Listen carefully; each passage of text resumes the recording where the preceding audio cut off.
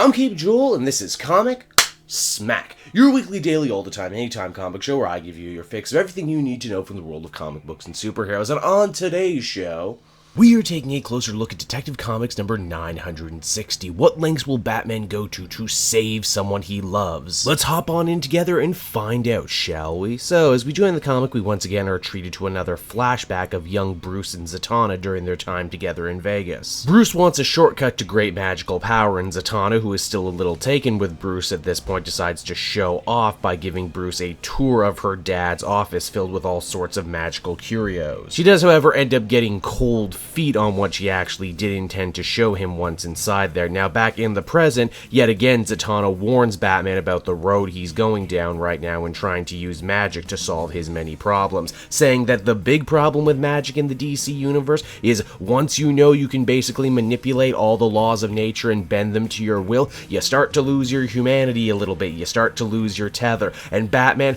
already has a lot of problems with being down to earth. This would truly push him over the edge. Now, from there, we check on in with Azrael, the killer Church of St. Dumas robot that's reporting back to its master. Yeah, that's right, its master. Apparently it didn't go all Terminator on the monks of St. Dumas. It actually is taking orders from a masked man. Apparently Azrael having a run-in with John Paul Valley in Gotham City is causing it to go all Blade Runner now, questioning its purpose as the Azrael when, well, it met another Azrael. It's right around here it starts to become clear that this masked man actually has no love for Azrael or the Church of St. Dumas, and this has always been about bringing John Paul Valley back into the fold. And unfortunately for our heroes, it would seem this plan is going off without a hitch right now. You'll remember Azrael touched John Paul in the previous issue. Well, that touch has reactivated the system, the weird cult brainwashing techniques that made John Paul Valley into Azrael in the first place. Now, while all this is going on, Luke Fox is trying to use his big nerd brain to crack the Azrael code in hopes that if he understands how the robot works, then he can help the Bat family defeat it.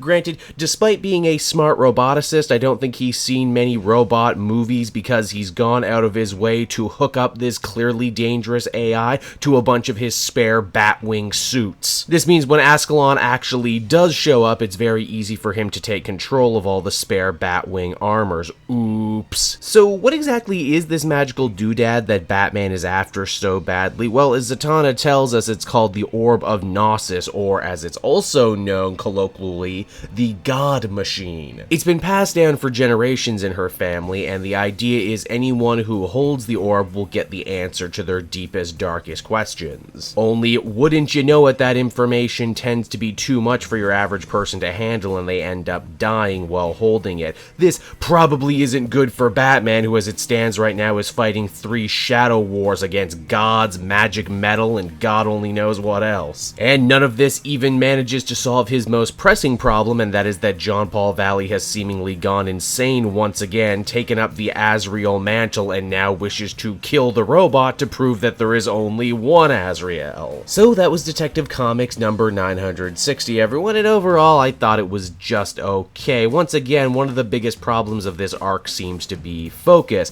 You'd think it would all be about Azrael, but it's not. It's actually playing second fiddle to a story about Batman and his long history with magic. That's definitely the more interesting side of the book, although I don't know how I feel about Zatanna literally handing him a Deus Ex Machina ball. I mean, he's the world's greatest detective and he should really want to be able to riddle these things out for himself. Then again, he's been pushed to his brink and is desperate enough that he might want to take shortcuts. Overall, the book is good. It's just, we've seen that it can do better overall. Overall, I'd feel comfortable giving it a 6.5 out of 10. So there you go. There's your taste of Batman for the week. I hope you liked it, and as always, why not check out some of these other videos from the channel. Then you can follow me on social media, links both on screen and down in the description, and if you're feeling in a supportive mood, why not become a patron? Patrons get exclusive videos and podcasts before anyone else, and for only $1 a month. So until next time, this has been Cape Joel. Thank you so much for watching, and I'll see you all again later. Bye-bye.